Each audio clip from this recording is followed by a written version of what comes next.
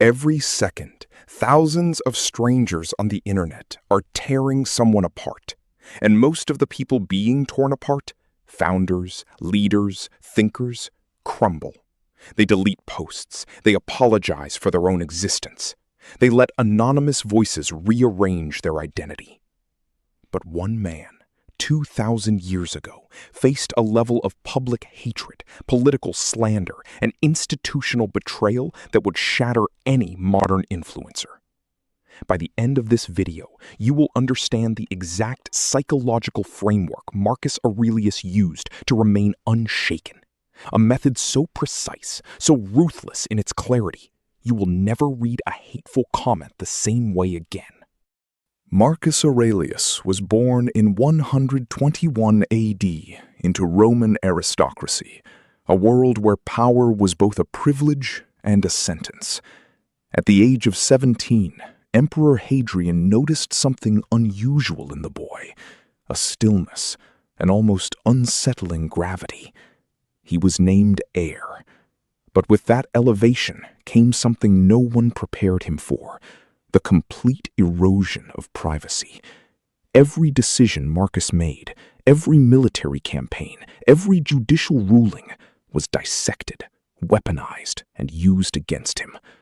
Rome had no internet, but it had something equally vicious: the Roman Senate, the mob, and the relentless machinery of political gossip. He ruled from 1601 AD until his passing in 180 AD. And during those years, Rome was besieged not only by Germanic tribes along the Danube, but by plague, financial crisis, and internal political betrayal. His co-emperor and adoptive brother, Lucius Verus, died unexpectedly. His trusted general, Avidius Cassius, declared himself emperor in a coup. Even members of his own court conspired against him. And through it all, Marcus Aurelius wrote privately, not for publication, not for legacy. The raw, unfiltered thoughts of a man wrestling with power, grief, and the relentless judgment of a civilization watching his every breath. Here is the first Stoic principle that Marcus would have applied to online criticism: the discipline of distinguishing what belongs to you and what does not. In the Meditations, he writes that other people's opinions are not within your control. They live in their own minds, shaped by their own fears, wounds, and delusions. When someone calls you incompetent online, that judgment is a reflection of their inner architecture, not yours. Marcus understood this with cold precision. He did not chase approval because he recognized approval as a variable he could never control. And chasing uncontrollable variables is a form of voluntary suffering. The second principle is what the Stoics called the view from above, Epictetus. Marcus would visualize himself from a vast cosmic distance, seeing Rome as a small point, himself as an even smaller one, and any criticism directed at him as something so microscopically insignificant in the scope of eternity that it dissolved before it could wound him. Imagine opening your phone, seeing a vicious comment, and then zooming out mentally until the phone, the comment, and the commenter are specks in an infinite universe. This was not escapism for Marcus. It was a rigorous intellectual exercise he practiced daily, like sharpening a blade. The third principle is radical honesty about one's own character. Marcus writes in Book 4 of the Meditations, and this is devastating in its clarity, that if someone can prove you are wrong, you should be grateful. Not defensive, grateful. Because truth corrected is a gift. Modern social media runs on the fuel of defensiveness. Someone criticizes your work and your nervous system floods with cortisol. Your fingers begin typing. Your ego begins its frantic self-defense campaign. Marcus would have paused. He would have asked the single most disarming question available to any human being. Are they right? That pause is a fortress.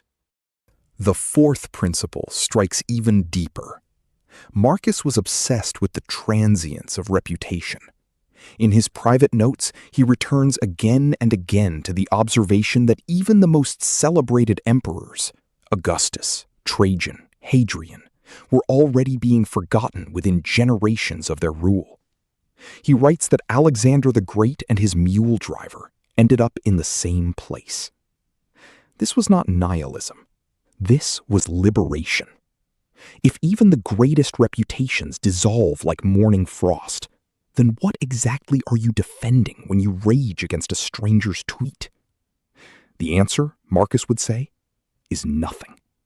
You are defending a phantom, a social fiction, a temporary arrangement of other people's neurons. The fifth principle is perhaps the most psychologically sophisticated: understanding the origin of cruelty. Marcus Aurelius believed, following Socratic tradition, that no person does harm willingly with full wisdom. When someone attacks you online with venom, they are not demonstrating their strength. They are revealing their suffering. A person at peace does not need to dismantle strangers. A person full of self-respect does not crave the diminishment of others. Marcus would look at his critics not with contempt, but with something more unsettling and more powerful: genuine philosophical pity. He would see not an enemy, but a wound walking in human form. The sixth principle is the practice of one negative, premeditatio malorum, the premeditation of adversity. Each morning, Marcus would mentally rehearse the difficult things that could happen that day, not to breed anxiety, but to eliminate the element of shock. In the modern context, imagine waking each morning and quietly acknowledging, today, someone may try to humiliate me publicly. Today, someone may misrepresent my work. Today, someone may call me a fraud. When you have already rehearsed the scenario, the actual event loses its detonating power. It becomes familiar terrain rather than ambush. The critic fires and finds their target has already been standing in that fire for hours. The seventh, and perhaps most difficult principle: Marcus Aurelius acted anyway. He did not wait for consensus. He did not wait for approval from the Senate, from the mob, from history. He acted according to his studied understanding of virtue, and then released the outcome.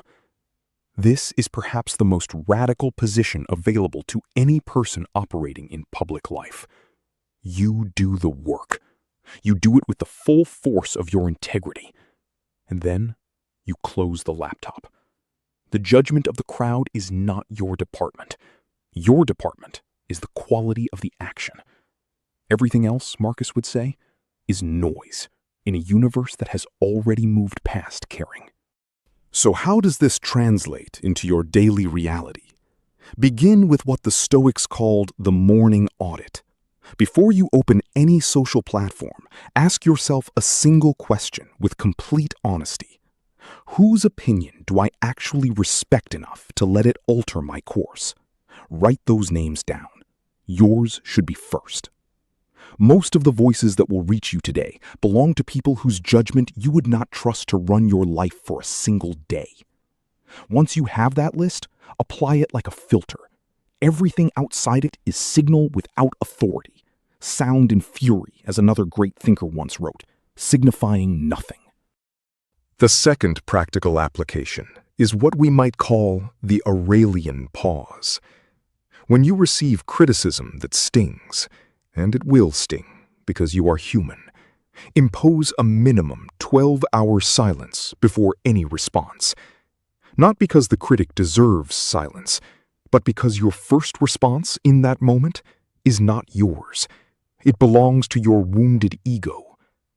Marcus wrote his most cutting philosophical insights not in the heat of political battle, but in the quiet of his tent at the Danube frontier. The quality of thought is directly proportional to the distance from the emotional wound. Wait 12 hours, then decide if a response is even necessary. The third practical application is reframing criticism as philosophical data. When someone attacks your work, strip the emotion from the content and ask, does this observation, if true, make me better? Marcus Aurelius had senators who despised him, generals who doubted him, and a Roman public that sometimes wanted spectacle he refused to provide. He filtered all of it through this single question. The answer was sometimes yes, and he adapted. More often, the answer was no, and he discarded the noise without drama. Build this habit and you transform every comment section, every negative review, every hostile colleague into a laboratory where you are the scientist, not the specimen. There is a story recorded by the historian Cassius Dio about Marcus Aurelius and the traitor Avidius Cassius.